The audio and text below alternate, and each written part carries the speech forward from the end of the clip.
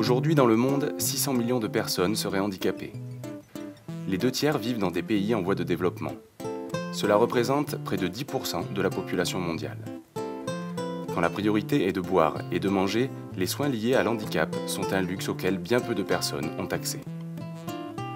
Un handicap qui vient exacerber la pauvreté, l'exclusion sociale.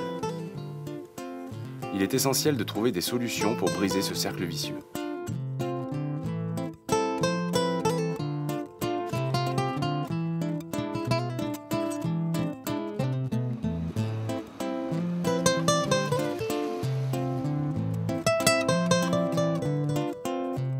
Kiné du Monde est une association humanitaire, donc ce qu'on appelle une organisation de solidarité internationale, qui est née en Corse en 1987. C'est Marc Germain qui était intervenu dans le cadre d'une mission d'urgence en Yougoslavie, qui à son retour a fait le constat qu'une fois qu'on est parti, il n'y a plus rien. Je suis présidente de l'association Chetana qui œuvre au Sri Lanka en faveur des enfants handicapés, des enfants soldats et des enfants maltraités. On ne sait pas trop qu'est-ce qu'il faut faire avec des enfants handicapés, on ne s'en est jamais occupé, donc c'est pour ça qu'on a fait appel un petit peu à KDM pour qu'ils viennent nous donner un petit peu des conseils, etc.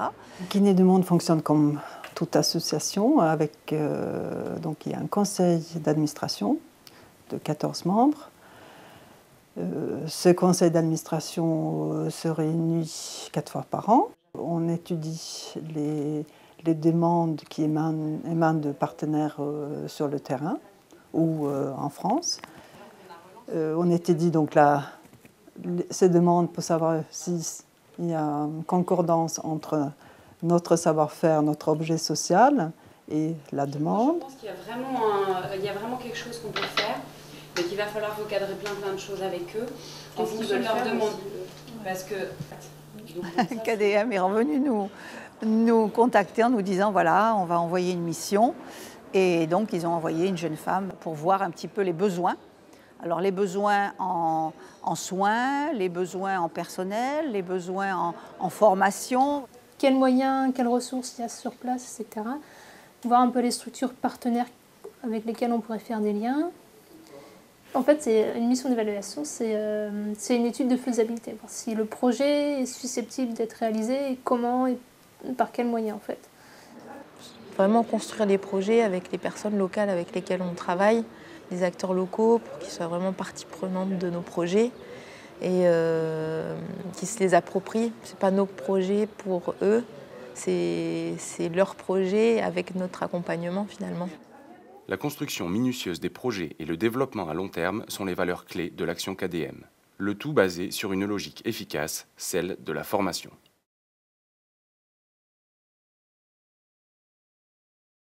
Nos institutrices qui n'étaient pas formées au départ se sont rendues compte que certains enfants, par exemple, il y avait un gamin qui rampait, qui ne marchait pas. Et tous les jours, elle le prenait debout, elle lui faisait faire des pas. Et il est arrivé en se tenant aux portes, aux fenêtres, machin, à faire quelques pas. Et elles nous ont dit, on pourrait faire quelque chose de plus si on pouvait savoir quoi faire. Et le responsable mission va définir les objectifs de la mission avec le partenaire local et puis recruter du coup un volontaire, plusieurs volontaires après qui se succéderont sur 2-3 ans, ça dépend du programme. On fait un week-end de formation qu'on organise nous sur Kiné du Monde à Grenoble avec plusieurs intervenants. Donc il y a le docteur Jacques Grison qui intervient sur le handicap et la vision du handicap ici et ce qui diffère là-bas. j'ai suivi le cursus de recrutement pendant à peu près 1 an et demi. Et puis j'ai pu partir en Inde pendant 6 mois. En fait, l'objectif de KDM était de former 11 personnes sur place dans ce centre de rééducation. Donc c'est des personnes qui travaillaient déjà dans le centre mais qui n'avaient pas de formation de kinésithérapeute. Donc la première missionnaire était spécialisée en IMC. Donc elle a enseigné sur la rééducation de l'enfant IMC. Moi je suis spécialisée en orthopédie, donc j'ai formé sur la rééducation en orthopédie, etc. Et donc la 4e volontaire sera une ergothérapeute, donc elle apportera une nouvelle vision sur la réadaptation dans le centre. C'est ça qui est intéressant et qui fait que la formation est complète. C'est vrai qu'on part en tant que volontaire, on peut être kiné ou ergo, mais après il faut avoir aussi une vision plus large que ce qu'on peut avoir chez nous, où c'est très défini, puisque dans ces pays-là, il n'y a pas ces métiers.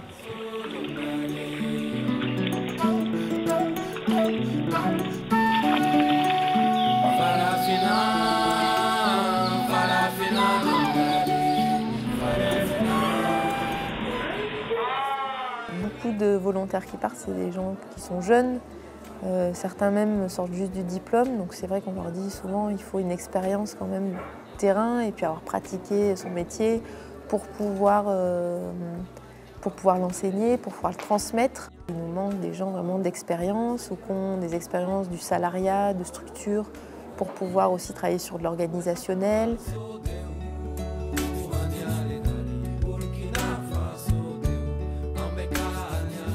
Les autres besoins, ça va de soi.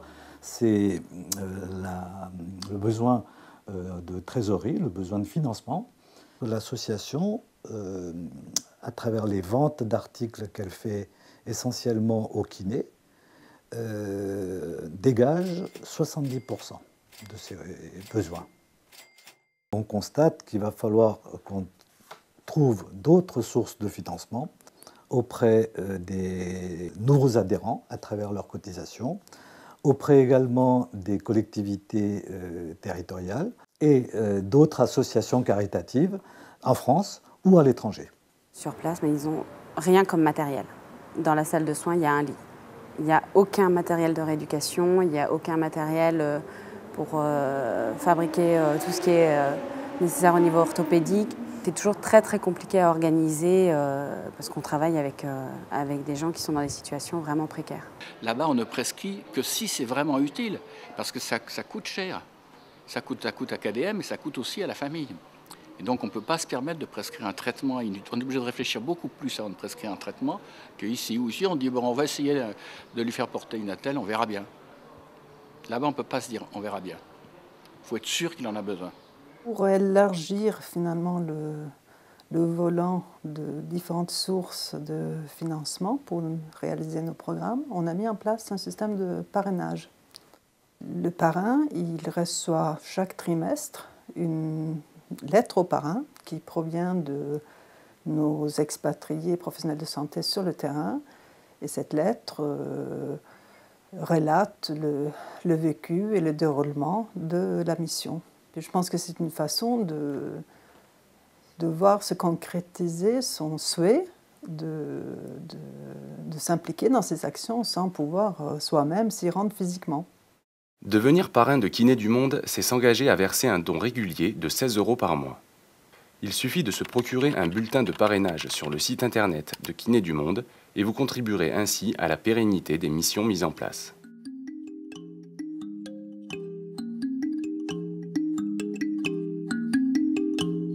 Il paraît que tous les hommes naissent libres et égaux en dignité et en droit, quelle que soit leur origine, leur religion et leur couleur de peau. Cette légende, tout le monde la connaît. Elle a fait le tour du monde plus d'une fois. Je l'ai vu se draper dans quelqu'un qui est handicapé, il n'a pas un rôle social. C'est un poids parce qu'il faut le prendre en charge financièrement. Je pense que c'est ça le problème principal. Notre action, ce n'est pas seulement cette formation, disons, à l'aspect technique de soins pour la personne en situation de handicap, mais c'est aussi la sensibilisation de la population de son ensemble. C'est également une information auprès des familles pour justement leur permettre de mieux aider leurs enfants ou leurs proches en situation de handicap. J'ai toujours entendu dire que les enfants handicapés étaient rejetés. Parce que chez les bouddhistes, quand quelqu'un fait quelque chose de mal dans une vie antérieure, il revient pour payer sa dette, etc., sous forme de personnes handicapées, etc. Et elle m'a dit que non, il y avait des parents qui étaient courageux, qui faisaient fi de toutes les superstitions, de tout ce qu'on pouvait dire là-dessus, et qui gardaient les enfants chez eux. Le problème, c'est qu'ils ne sont aidés par personne. Alors que certains enfants sont handicapés physiques, mais mental, tout va bien. Seulement, ils sont rejetés par leurs amis à l'école aussi. Bien souvent, il faut que cette sensibilisation, justement, monte au niveau des décisionnaires et au niveau institutionnel pour peut-être aussi pouvoir mieux défendre ou soutenir ces personnes. Le lien compte beaucoup. On gagne toujours dans toutes les missions, donc grosso modo c'est 2 ans, 3 ans, et il y a toujours une année de ce qu'on appelle suivi, donc c'est un accompagnement par mail, par téléphone, des fois sur place en venant comme une mission ponctuelle de 15 jours pour faire ce suivi. Ayant fait du transfert de savoir-faire, de la formation et un appui organisationnel, notre souhait et espoir, bien sûr, c'est que cette action reste pérenne. Et en lien avec les gens qu'on va former, mais aussi avec les familles des enfants, parce qu'ils sont vraiment partenaires et partie prenante des soins et de l'éducation des enfants. Avec KDM, on pourra faire plus, on pourra faire mieux, parce qu'on a de l'argent, on peut avoir de l'argent, mais il faut savoir quoi en faire. C'est très très très enrichissant. On ne peut pas oublier une expérience de 6 mois dans un autre pays, complètement immergé. Parrainer, c'est payer un fauteuil roulant, c'est payer une attelle molle plante qui permet de pied de ne pas tomber. Pour la chirurgie, c'est payer une chirurgie. Quand on voit les rapports des gens qui rentrent de mission, quand on voit ce qui se passe, quand on voit les difficultés, quand on voit la masse de travail qu'il y a à fournir, c'est vrai que ça incite à vouloir aider, quoi.